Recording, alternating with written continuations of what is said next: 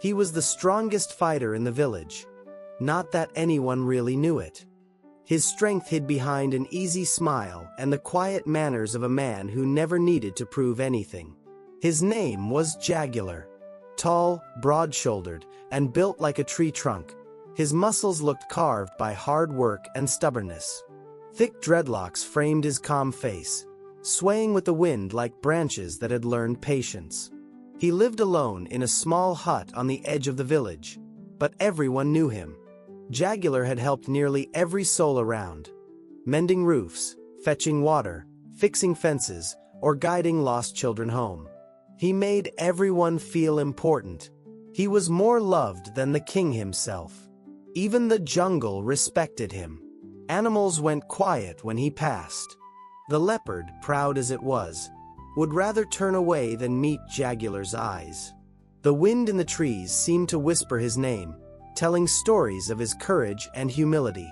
He could have been one of the richest men around, but he gave too much to care. His real wealth was peace of mind. Some villagers joked that if Jagular ever stopped helping people, he'd probably own half the town. He would just laugh and say, "What would I even do with all that?" Everyone liked Jagular, young and old, rich and poor. Even the king respected him for his calm strength and quiet discipline. Anger. No one had ever seen it on his face. Even during hard, sweaty work, he always wore that easy grin. Though he was a hunter, you might find him chopping wood, building chairs, or fixing someone's roof for free. Helping others was simply what he did. His strength was the village's quiet mystery. Many assumed his muscular frame came from years of labor, but the truth was deeper. Every dawn and dusk, behind his closed hut doors, Jagular trained with fierce devotion. Push-ups, jumps, strikes, silence. His discipline was a private ritual. His body was his temple, and he kept it sharp. Then came the morning that would change everything. The sun had just begun to rise, spilling gold through the treetops. Jagular had finished his exercises and set off into the forest, bow in hand, the rhythm of his footsteps blending with the song of birds. His hunts were never just for him. Half the village ate from his efforts. The village he called home was small but full of life, full of traders, craftsmen, and dreamers. The king was respected, his wife and daughters admired, and among them all stood Jagular, the humble hunter with a heart as strong as his arms. But that morning, darkness arrived wearing smiles. They called themselves the 13, a name whispered with dread across kingdoms. Renowned killers, thieves, and ghosts of the night. Wherever they passed, the ground was left red, and silence followed. None who met them lived to tell their tale. Only one face was ever remembered, their leader, a man with a long scar running from his left eye down to his nose. They called him Scarface, and he was always laughing. His laugh could make your spine itch. The 13 were wanted men, their leader's bounty nailed to the gates of many cities. Yet he was rarely seen. For a group like theirs, destroying a small peaceful village like Jagular's was a warm-up. And that morning they came.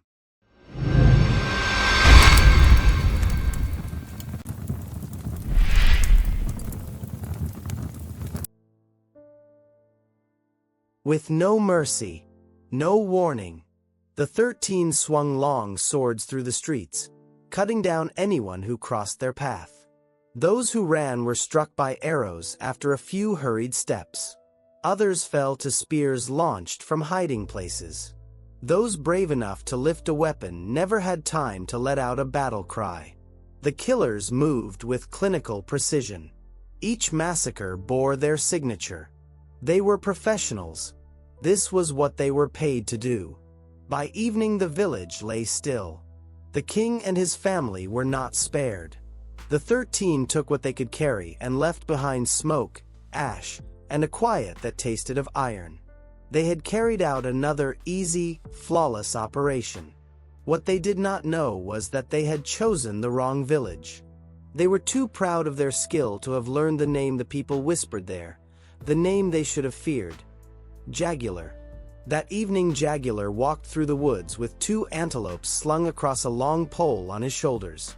Their necks had been cut with the calm efficiency of a practiced hunter. The carcasses swung lightly. The scent of earth and sweat clung to him. Then he smelled something else. Blood. He inhaled again. Smoke. Instincts, animal and old as the moon, tightened in his chest. Still, his human heart resisted the thought. It could not be true. He forced his steps to quicken, even though he didn't want to believe his instincts. Closer to the village, he saw a hand lying across the path. Bush hid the rest of the body.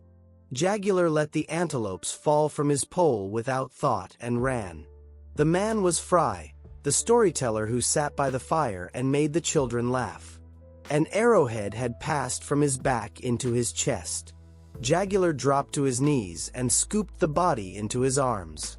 No words formed. Only the single sound that broke from him. No, his eyes went raw, grief spilling into a cold, controlled fury. Houses burned.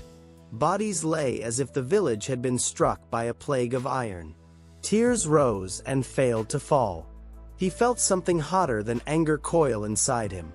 A tightening that tasted like hunger for retribution. Then, thunk. An arrow hit him square in the back. It stopped halfway through, like it had hit a wall. He didn't even flinch. He knew that shot. The same style. The same deadly aim. It's definitely Frey's killer. He turned slowly. At first, nothing. Then he spotted a man perched high in a tree. One of the 13, the one they called the Finisher. His job was simple. Stay behind after every raid and make sure no one lived to tell the story. He turned. For a heartbeat there was nothing. Then, he looked up high in the branches of an old tree, and a figure watched him. The man was one of the 13. They called him the Finisher. His job was finality. He lingered after raids for a full day to make certain no one survived. He watched with a hawk's patience, cleaning up anyone who dared breathe once the gang departed. But here is one thing. The Finisher had never missed. Jagular's fists clenched. His eyes locked on the man. One thought filled his mind. I'm going to kill him. But the Finisher's mind stuttered with confusion. He had fired true. His arrows always pierced through the back and emerged from the chest, carving a path that nicked the heart and ended a life instantly. He had watched countless bodies fall where he had aimed. This man should be dead. The Finisher could not locate the arrowhead protruding from Jagular's chest.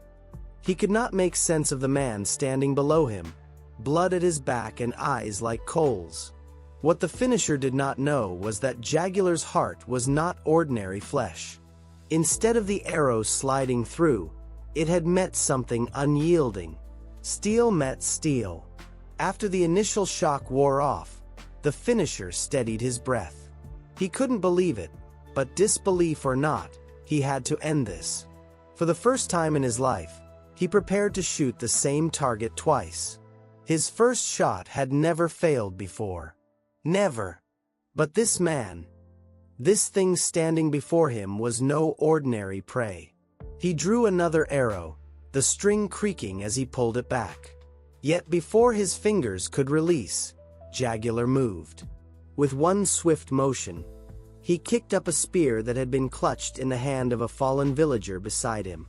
The weapon spun through the air, and without even glancing down, Jagular caught it, his eyes never leaving the Finisher for a heartbeat. His focus was absolute, cold and burning all at once. Then he threw. The spear tore through the air with a sound like thunder. Every drop of pain and fury in Jagular's body went into that throw.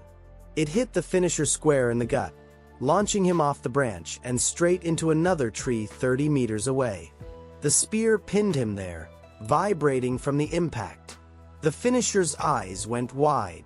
His bow slipped from his hand. He died instantly.